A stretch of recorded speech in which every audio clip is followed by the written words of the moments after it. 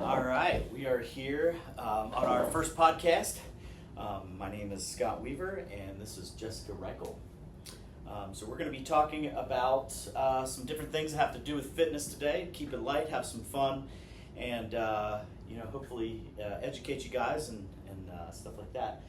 So one of the things that is the biggest thing for our industry is something that relies on consistency.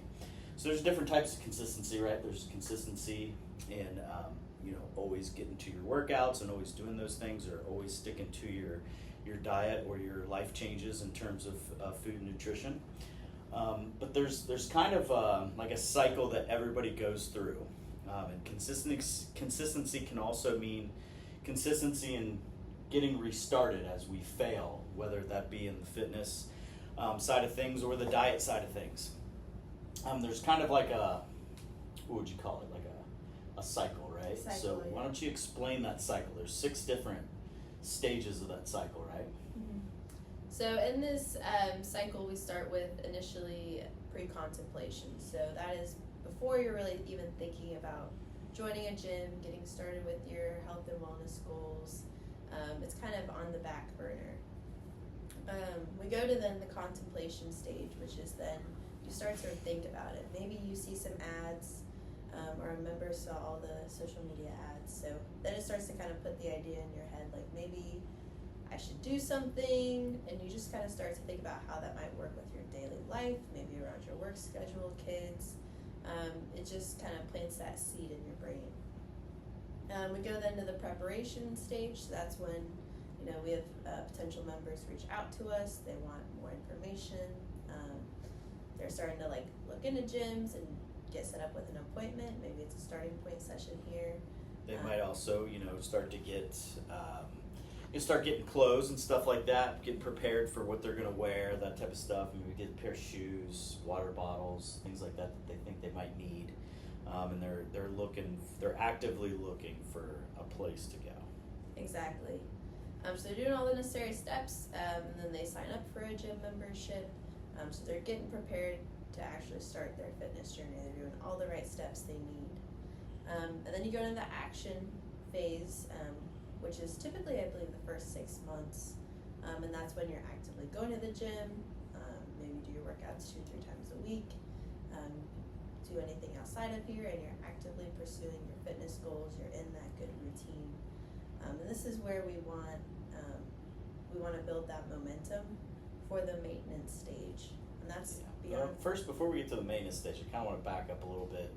Because one of the hardest parts is right between preparation and action, right? And that is that hard part of getting into the gym and then signing up for a gym. Those are the hardest section of this entire thing is that piece of it. And this cycle can change a little bit too, in terms of if you already have a gym, but starting from the very beginning, that's the hardest part, right? It's hard because there's a stress of finding a gym. Is it going to be right for me? Is it going to do this? Is all the doubts, and all the things that kind of get in your head. You get in your head about it, right?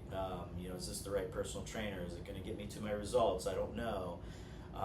All that kind of stuff, because you've just spent time in all those pre-contemplation and contemplation sections, you're looking up stuff, and there's tons of information out there, right? And it can get kind of overwhelming in terms of just sucking it all in and what you're actually retaining and not retaining, because some of it's like it's just gibberish, or it's a different language sometimes, and so that can be a struggle, right? And so I think the most important thing is you have to get in and you have to do it. You have to find somebody that you trust, right? And there's different ways to do that. And we'll have a separate podcast on what you look for in personal trainers and stuff like that, or what I would look for in a personal trainer when I look for that, or a workout partner and things like that. But it's got to be somebody that you trust will get you to your results, right? And it's got to be something that is actually going to work. If it sounds too good to be true, it's probably too good to be true, right? I think there's one place out there that claims that you only need 20 minutes of working out twice a week to get to your results. that's just impossible. It defies all science and anything, and they only do one set of every motion, and it's completely just ridiculous.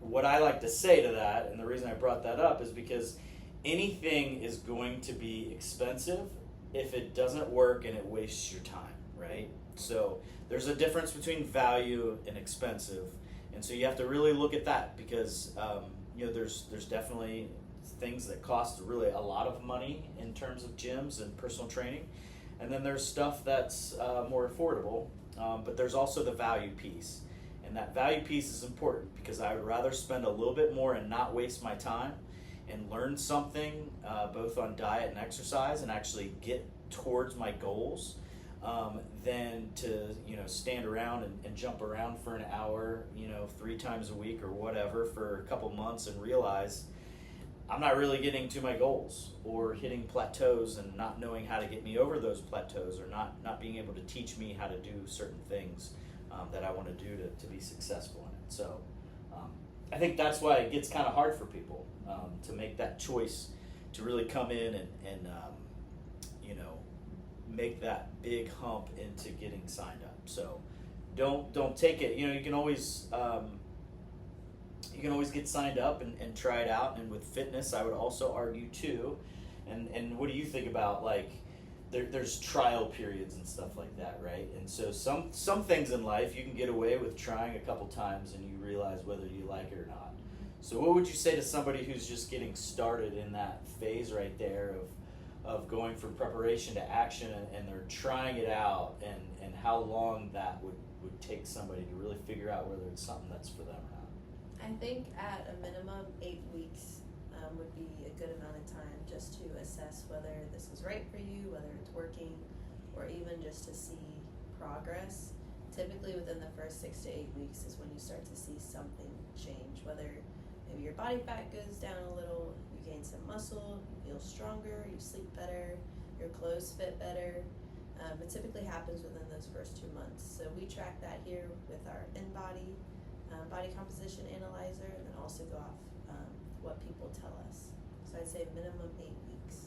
Right on. Yeah, and so a lot of things happen in that 8 weeks. And so I would say, to that point, the reason why it takes a little bit longer to try out a gym, try out a personal training facility or personal trainer, is just because you go through so much. This is something for a lot of people that's going to be brand new, right? So you have to get past that kind of shock and difference of, the difference in people that you're going to be around, the difference in the atmosphere that you're going to be around. You have to give yourself time to get used to that. Whereas other things you can figure that out really, really quickly, whether you like it or you don't like it. This is something that I won't say you won't like it. I'm just saying it's going to be different, and there's a lot of times where you might not like it at first, but then you start to enjoy it, and there's different reasons why you might not like it, right? So those phases in this period of time are very important to understand, because you're going to go through a lot. So the first thing is the soreness stage. I mean, who likes to be sore? You don't really love it, right? Even as personal trainers, and people who have been in the fitness industry a lot, I like a little bit of soreness, but even that can be a pain in the butt sometimes. So it's not something that you love.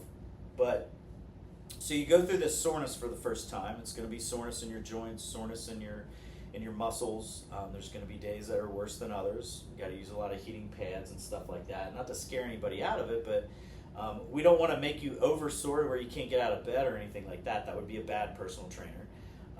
But you're going to be a little bit sore because your muscles are conditioning. They're getting ready for what you're going to go through.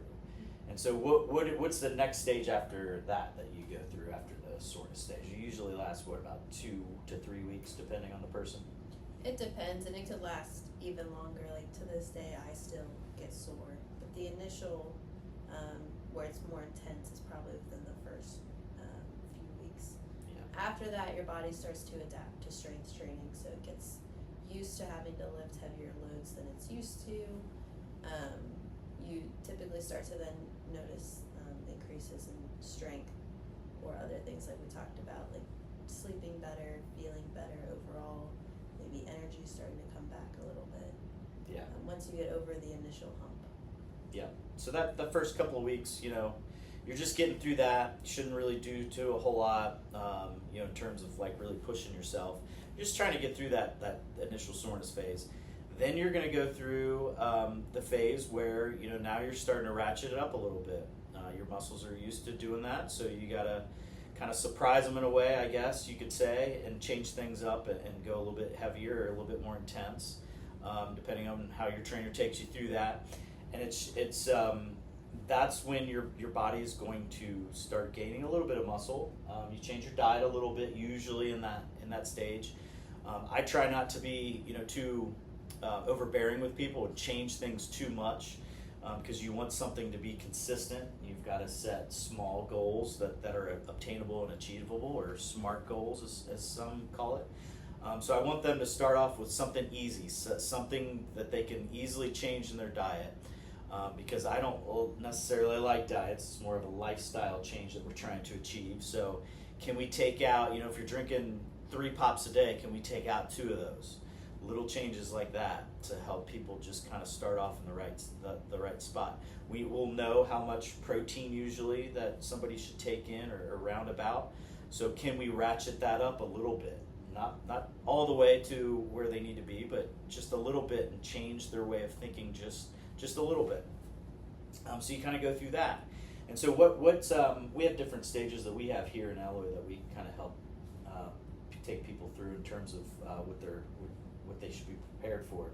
So you kind of get out of that stage. You're kind of you're ratcheting up a little bit. You're changing your diet, and then what comes after that? You kind of gain a little bit of weight possibly, or kind of what happens from there. From there, you start to get into usually a good routine. Typically, people notice the scale doesn't really change too much, and then that's what they get upset about, with failing to realize that they're actually gaining muscle and losing body fat at the same time. So their body starts to go into like a recomposition. As you are putting on that muscle and getting into a great routine at the gym, you're starting a cleaner diet, so that body fat's starting to come off, and then overall your body's just adapting to it. Eventually, of course, it'll plateau a bit, but that's typically what they see next. And so that's you're reaching kind of about your 3rd and 4th week there, and so your body's freaking out, right? It's going through all these changes. It's like it's trying to figure out what you're doing. It's trying to map out. Your body's very smart. It does a lot of things behind the scenes, and so it's trying to figure out what's going on. All of a sudden, it's starting to possibly lose a lot of body fat, which it doesn't necessarily love. It likes to hold on to that. It's used to holding on to it. So you're changing something inside there that's going on, and so that takes a little bit of time.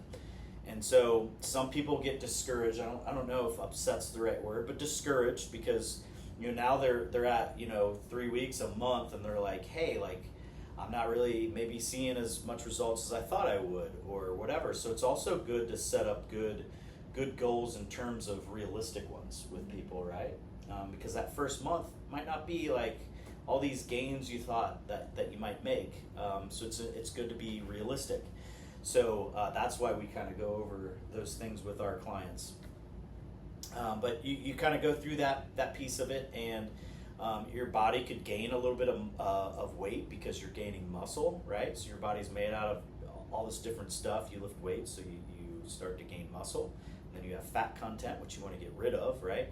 And so you can't just equate weight loss with just fat loss. Those are 2 similar things, but they're kind of 2 different things, right? Like you could lose muscle mass and you could lose weight, which is what some of the GLP-1 shots unfortunately do. So with this, you have to give that stuff time. So that's why we want to make sure that you put enough time and effort into it to do the trial piece, right? So if you think about it, you're not really going to get out a whole lot out of coming once or twice, other than what you don't like, which is some soreness, right? A new atmosphere that you're not used to. Of course, if you're one of those people who have a good attitude and things like that, you might it might work. It might not, depending on how your outlook is on things changing. I like change, so to me, it's a little bit different. But to other people, change might not be their most favorite thing. So you have to give that time. And so you're going to go through some other stages too. So you start to gain maybe a little bit of weight, or maybe it just kind of stays, the same, because you're gaining that muscle mass, you're burning a little bit of fat. And then you go into the stage where you may plateau if you don't change stuff up, or we might correct your diet a little bit more. We're going to check the in-body again to see what's going on the inside, which shows us fat content, water content, where it's at, muscle content, where that's at, and kind of show a history there so we can adjust things as we go. But then you're going to start losing some of that body fat. So your body's starting to adjust again, so the one happens in that next section. So afterwards, you typically see if the scale doesn't change, obviously they're gaining muscle and losing body fat at the same time, but we can't gain an infinite amount of muscle. So then eventually it's just the body fat that starts to come off. As long as you have a cleaner diet, you're in, a deficit is needed, and going to your strength training 3 days a week. And when you say deficit, what do you mean by deficit? Deficit is eating less calories than what your maintenance calories are, which we can't really provide. It'd be more of what a dietitian would recommend. But it's eating less calories than what your body burns in a day and what you burn in activity. So then if you're at a deficit of 500 calories a day, for example, it equates to about 3,500 calories or a pound of body fat a week. That's in a perfect world. Obviously, hormones and other things play a part into that. But after that, the body fat starts to come off. Eventually, it'll plateau because we can't, like before, infinitely lose body fat mass. But strength continues to improve as long as we keep pursuing progressive overload, challenging our lifts every session, and then we should continue to improve in terms of strength, but eventually it'll all plateau a bit. Yeah. So in terms of, calorie intake and stuff like that, everybody's going to be a little bit different in terms of, how your diet is and what you're eating, what those calories are made of. So quality of calories does matter. And different people, I've heard some wild theories about the quality of calories, but it does make a difference, right? So if you just you naturally eat well, it might this might be a faster process, but if you have a lot of stuff that you're eating that's really bad, you've got to adjust and go through those and figure out the calorie intake that you need to be at, and that can take some time. Sometimes people are just used to eating a little bit higher fat and calorie content in their protein intake, so that can skew things, or they might think that certain things are healthy, like chicken wings. Some baked chicken wings can be good. So what I meant by that is like deep fried chicken wings and stuff like that. They're not so good for you, and if you have that preconceived idea, we've got to get that out of your head and change those things. So there's changes involved in that too as well. So take us through the next step from there.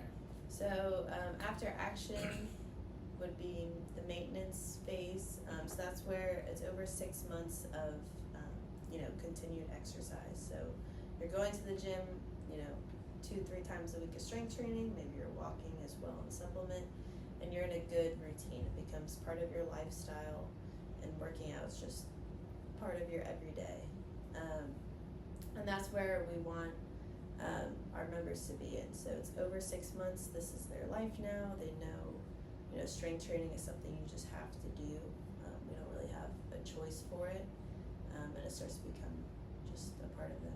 Yeah. So I think the maintenance piece of it is you're really trying to make it a habit, and I think this is a tough. There's a lot that goes on. So you're kind of coming out of your first month, and you're getting over all the little small changes and stuff like that, kind of preparing for the next 5 months of what you're going to go through. You're changing diet a little bit here and there and that kind of thing. And then you go into the next 5 months of what she was saying, that maintenance period where you're really, so you got to create a habit. And that's tough to do because, life happens, and that's when excuses start to happen, right? So we're creatures of habit. And in a perfect world, those excuses wouldn't creep in your head, And to everybody, I don't care who it is, we all think that there are reasons and not excuses, right? Like, oh, well, I'm going on vacation, so, I can't work out, and, I've got to rest when I get back, so that's 2 weeks, and, I got to prepare to go, so the week before, and it's like, why are we preparing for a vacation for a week, going on vacation for a week, and then, resting for a week afterwards? Like, that's the last thing you should do. So we start to, and that's just an example. It could be, oh, well, the holidays, right? Well, I've got this, and these people are coming, and blah, blah, blah. And it's like, working out only takes an hour of your time, out of 24 hours in the day, right? You've got to peel off for 1 hour, all right? And so it doesn't even need to be every day. What is the American Heart Association, what do they recommend? It's about 150 minutes a week. So it's about 3 times a week that you should work out to get to your results, right? So about 3 hours a week. So out of all those hours, you can't come up with a couple hours to go to the gym. So that's when you have to really look at yourself in the mirror and you have to really say, okay, is this an excuse or is this an actual reason? So what are some reasons, actual reasons why people fall out of it in that 6 months? Like, what can happen? Sometimes people can get injured, so maybe, hopefully not at the gym, but might be something you did outside of here. I've heard, people pick up their kids or their dogs wrong, and then, they rounded their back and hurt their back or hurt their knee or something like that. So injuries can be legitimate setbacks that get us out of our routine, because now obviously we have to be very cautious of everything we do so we don't make it worse. We want it to heal and get better, so then people get comfortable with not coming to the gym, and they get out of that habit. It makes it harder to come back. Yeah, so in injuries, that's a tricky one, because sometimes injuries can be a reason and sometimes it can be an excuse. Sure. And so one of the things that we do, a good personal trainer should do, is preemptively strike against different injuries, right? Like, we know what certain things can happen, and that's why you would get a personal trainer, by the way, is to stop you from having an injury that would then cause you to have to miss the gym, right? That's the number one cause for people that are above 40. The reasons why they stop is injuries, injury-related stuff. And so I think a lot of that, though, it isn't because of the injury itself necessarily. It's because we use it as an excuse to stop. And so I'll go a little bit deeper in that and what I kind of mean, right? So, like, some people start and they want to get started and get in shape before they have a surgery, okay? So the surgery can definitely be a reason they have that coming up. You've got some recovery time and all that kind of stuff, but you want to be in good shape going into it. So they want a personal trainer to take them through that so they don't get hurt leading up to whatever that surgery may be.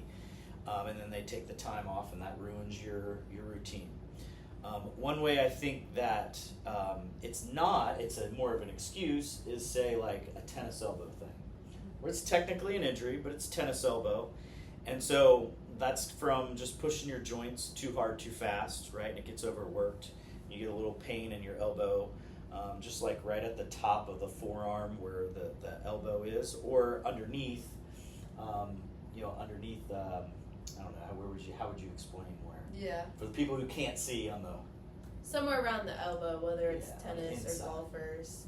Yeah, so those things, they can one, if you communicate with your trainer on the onset of any type of discomfort in those types of areas or anywhere where there might be joints, they can alter your workout or change it. That's kind of where our niche is working with that type of thing. So there's definitely different wraps that you can use for your wrists, where it puts more of the pressure on the wrist and takes the pressure off of those muscles that you would squeeze with the weights, so that it doesn't aggravate those tendons in that area, right? So that's one way where it can be more of an excuse, from what I've heard.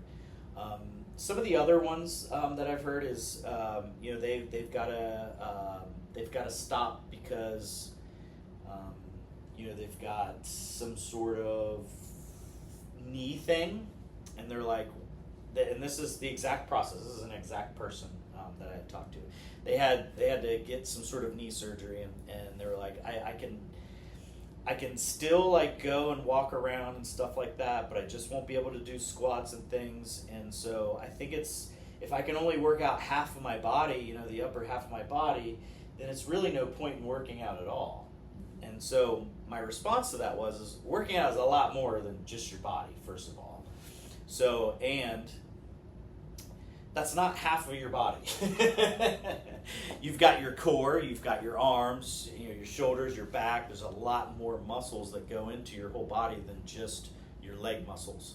But there's also the routine of it, which is probably the most important thing about it all. But there's the mental piece of it, of going through all that and reaching goals while you're out with your legs, like your legs can't do that.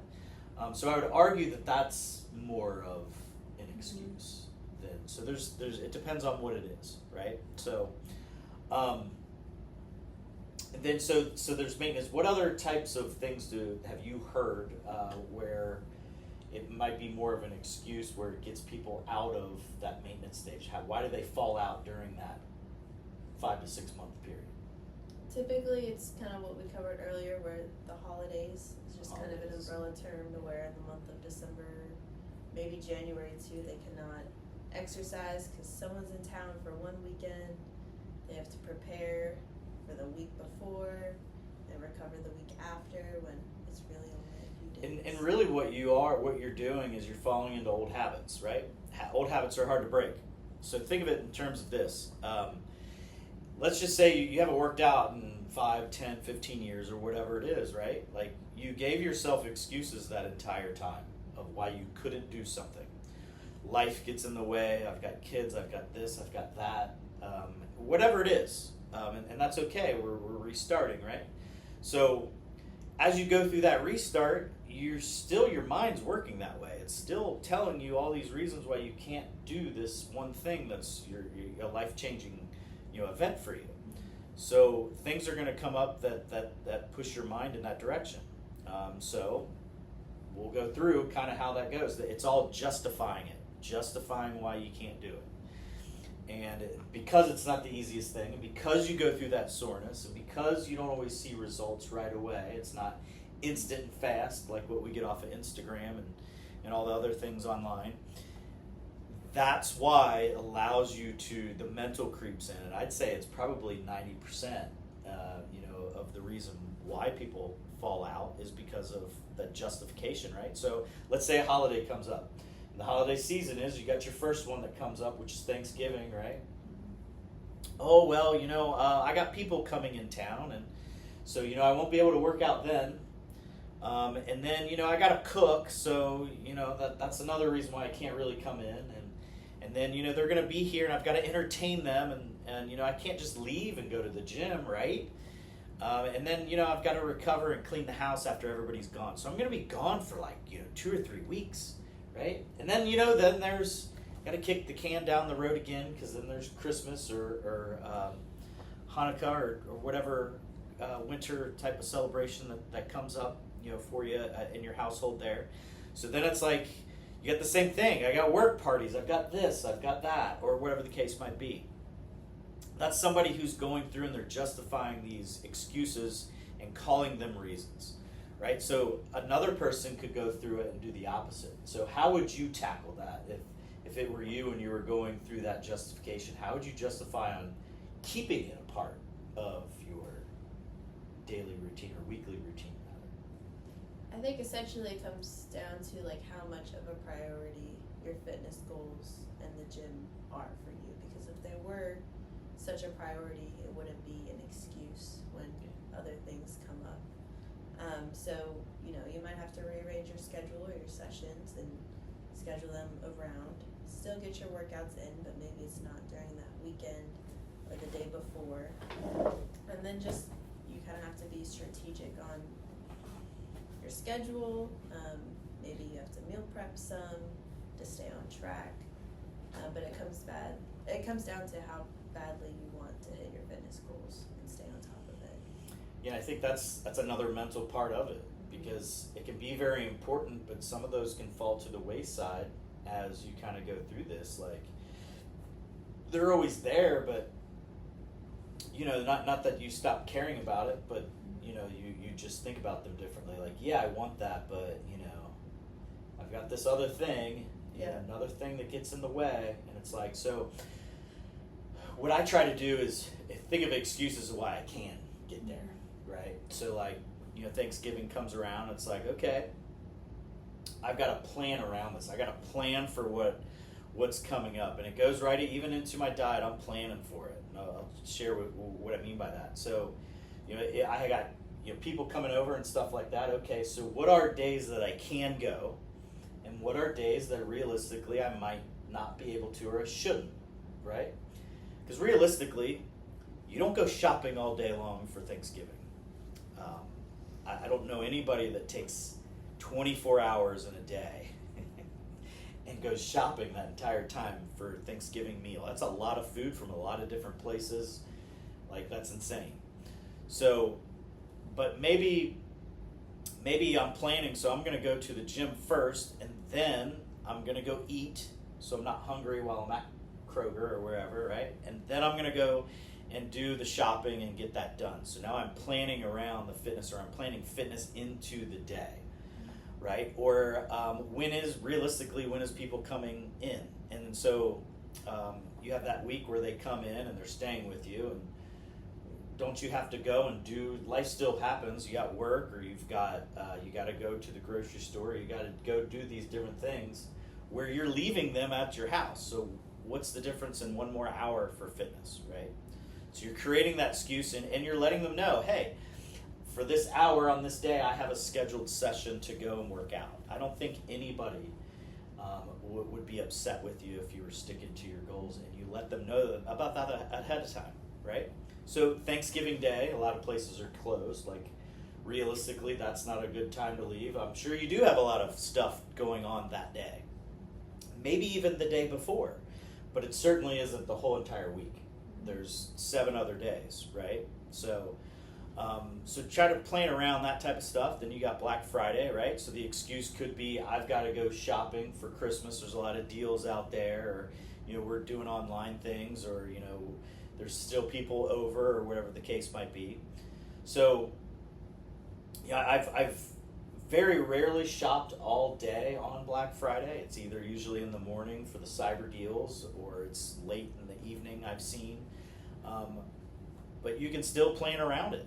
You can still go to the gym for an hour and break up your day a little bit and take off some of the stress, right? That's a reason why I want to add that in, is to deal with the stress of all the stuff that's going on. It helps reduce that stress, not add to it.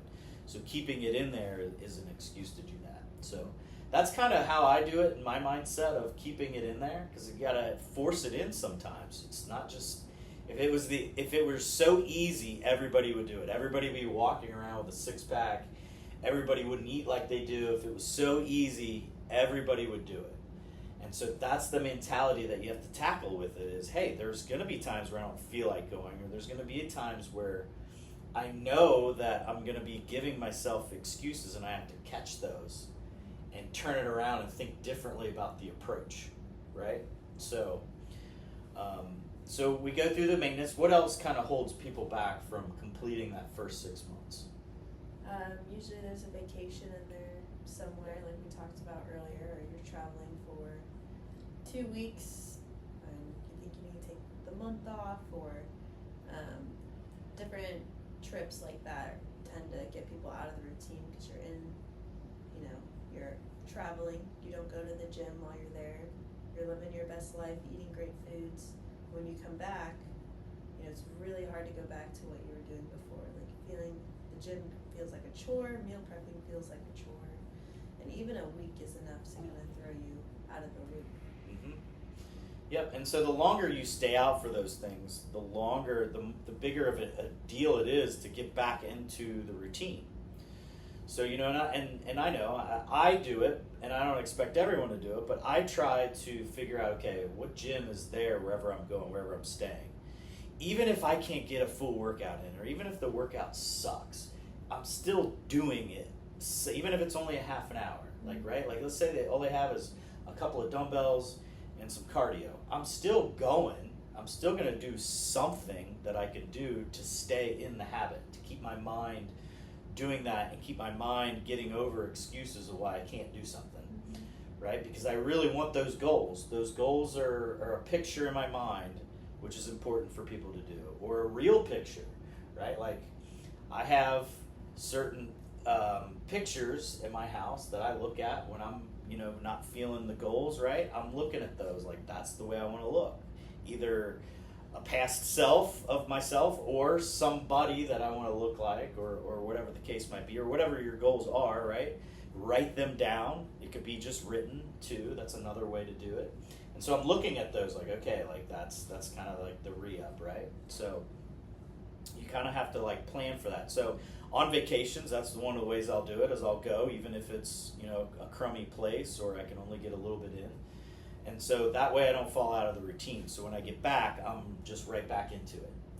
And so the other thing too is that adds to falling out when you do that, when you make a 1 week vacation, a 2 or 3 week vacation, or a month vacation from the gym, is now you have to start all over again in terms of soreness. Like you're not going to lose maybe a bunch of muscle mass, but you are going to go through some soreness again getting back started. I went out for about 2 weeks and I had muscle soreness getting back into it. So, and you're like, oh no. So now I think about that, right? That's another way or another reason not to for me. So when I think about it and I'm planning for it, I'm like, oh no, if I don't go to the gym at least a little bit and at least get the muscles moving around a little bit, I'm going to have to face the soreness when I get back. So that's a reason to stick to it when you're out on vacation and stuff like that. Or that's a reason, even if you absolutely cannot work out for that week, that's a reason why I'm going to work out all the way up until I leave, and then as soon as I get back, that way I don't have to deal with all that soreness again, because that's like climbing a mountain for some people, and it does suck, right?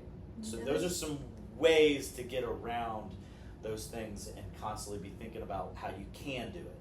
Yeah. Right? And there's other ways, because sometimes on vacation I don't work out either, just because I want to enjoy the time with my family, not leave them. But I find other ways to still stay active. So if I'm visiting my family in Florida, we'll take walks in the neighborhood or on the beach, or we'll go paddleboarding or do something else active that isn't leaving them for an hour to go to the gym, but still getting some activity. Go play like a kid again, right? Like that's one of the things that working out does, is it gives you energy and things like that, and maybe not massive amounts and droves and stuff like that at the very beginning, because hormones do play a part in that, and that's important at this age. Things change, and that's why they have hormone replacement therapy and all kinds of different things like that. But go play like a little kid. There's pickleball, like that's easy to do, but it keeps you active and moving around. Go walk on the beach, go play in and actually get into the ocean. I see it so many times when I go to the beach. Everybody's just sitting in their chair, and they're drinking and have a good time. And you should do that stuff.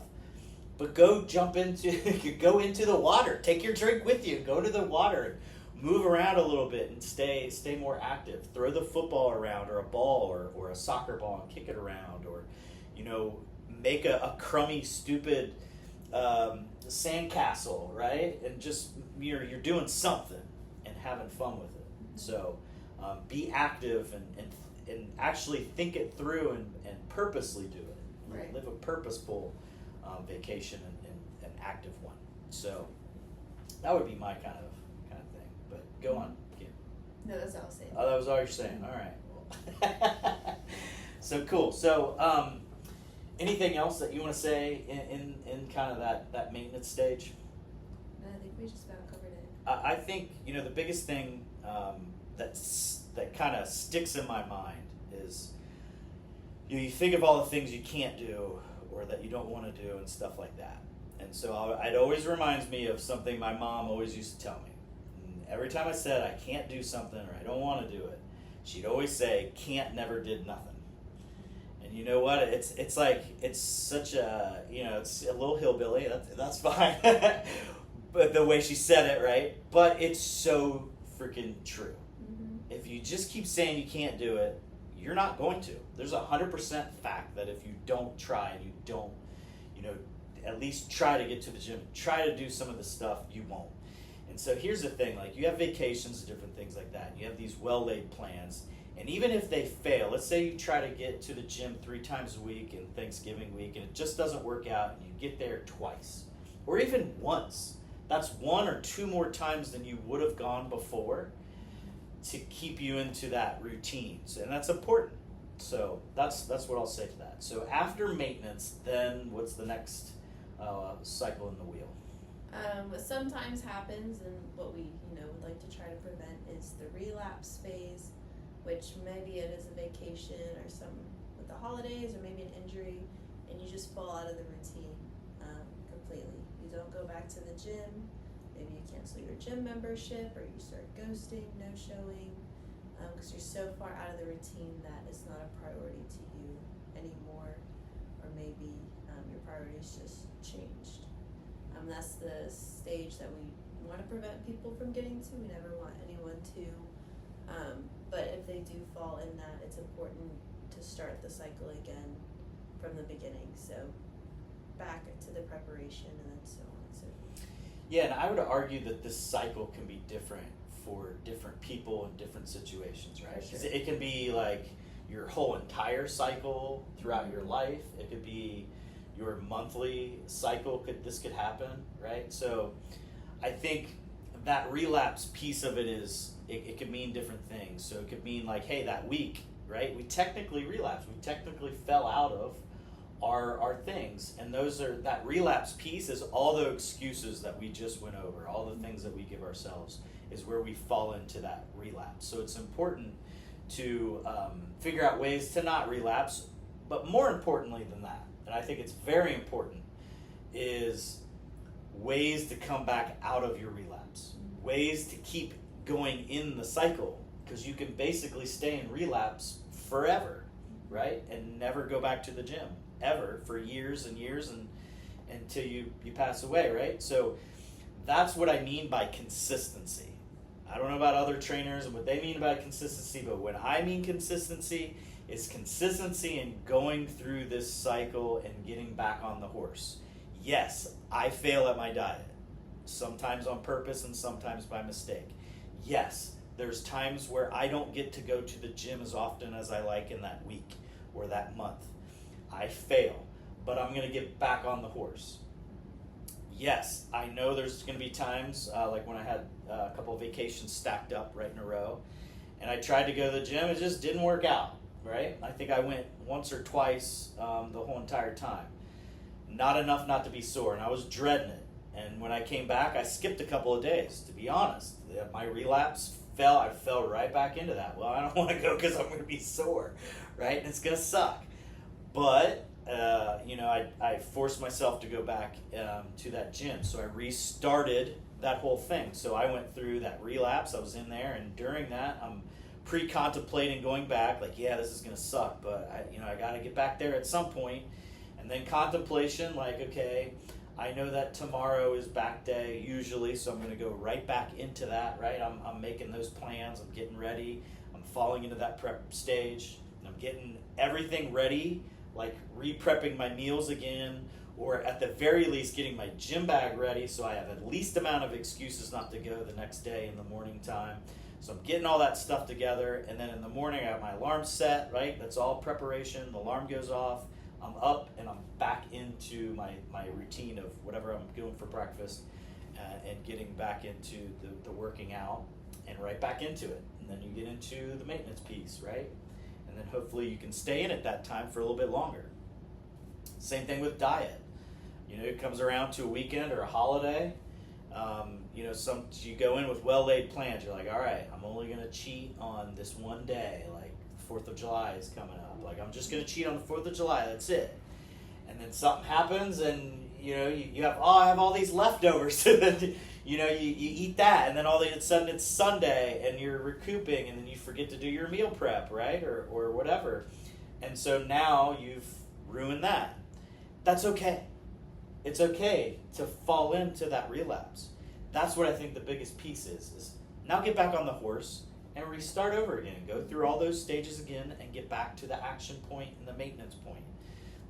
That's the most important thing in terms of consistency that I would tell people in order to make this a life-changing event.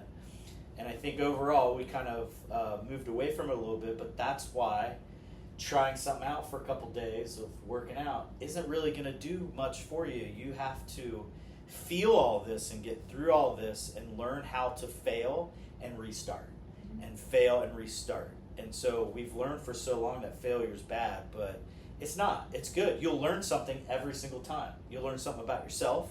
You're going to learn something about your diet. You're going to learn something about fitness.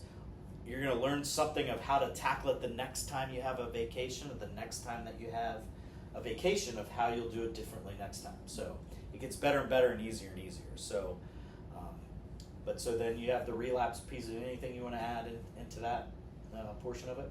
No, I mean, essentially it just comes down to discipline and how badly you want to get back into it. Without discipline, any plan will fail. You won't be able to stick to it. It doesn't really come down to motivation. No one's really motivated to go to the gym always, but it comes not down, always. Yeah, not always. And there's days where I'm just there, and it's just a habit day for me. And sometimes I feel like, I don't know about you, but I don't feel like being there. I don't want to. I'm just kind of going through the motions, and sometimes it clicks, and then all of a sudden the last half, it's a great workout. And sometimes it just doesn't. It's just like, this was just a shitty day, a shitty workout, it sucked or whatever. But it's better than not being there at all. Exactly. And that's the biggest point. Mentally, you're there. Your habit is there. You don't always have to have the best workouts. There's going to be days where you're on, and that's the great thing about having a workout partner or a personal trainer, is that they can push those great days to be even better. They can push those sucky days into being a little bit better. They can push you just to come and show up some of those days, right? So that you can stay and get committed to it and make it a longer term thing. And help you through those relapse cycles that you're going to go through. And so that's one of the things that, it's good to talk about and communicate with whenever you're starting to feel that way with your personal trainer, to talk to them about what's coming up. I try to bring it up to people. Hey, we got 4th of July. What's your plan? Well, what do you mean? And they'll tell me like what their plans are for, fireworks or whatever, or having family over. I'm like, no, what's your plan for sticking to fitness and sticking to your diet? And they're like, oh, I never thought about that, right? So if your personal trainer's not doing that, I would find a new one.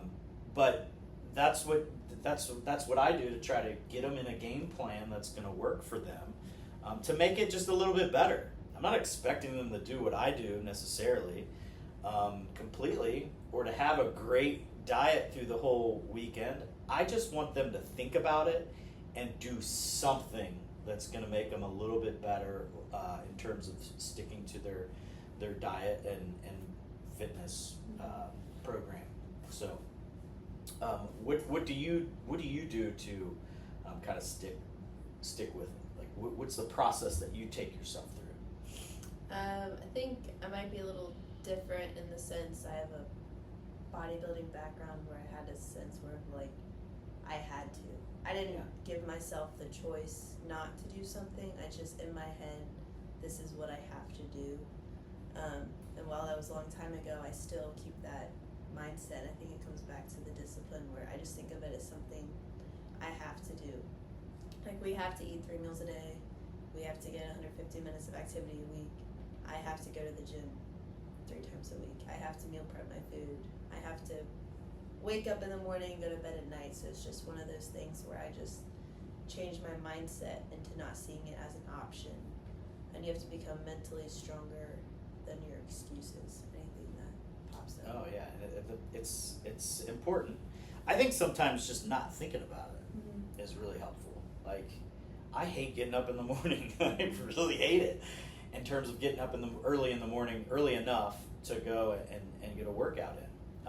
Now, overall, I love having the workout in the morning. It makes my days better.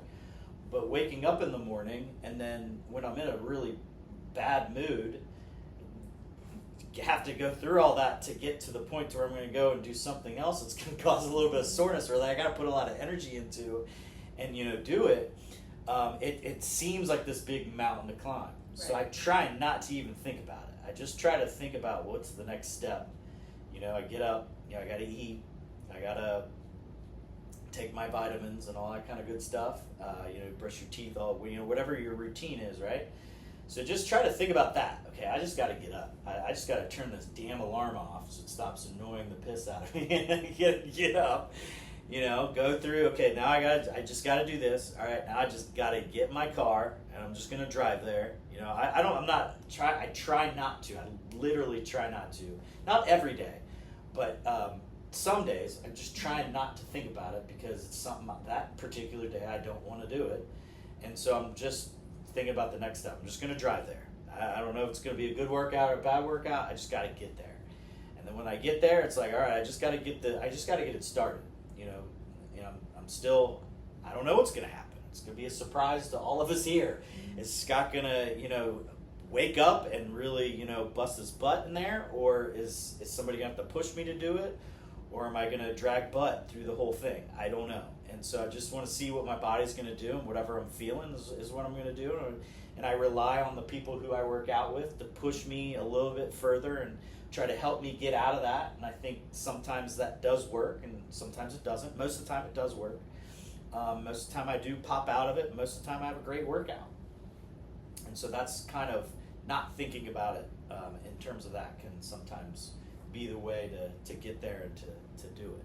So anything else that you want to add, or anything else that you thought might be helpful for people kind of on this subject or thereabout? I don't believe so, no. All right, well, that concludes our first podcast. We're still trying to figure out the kind of the logistics and the best way that we kind of want to do things and stuff like that. So bear with us as we fumble through the first couple ones, and hopefully you enjoyed it. More importantly, hopefully you learned something that you can take with you and that you can use. So thanks for listening.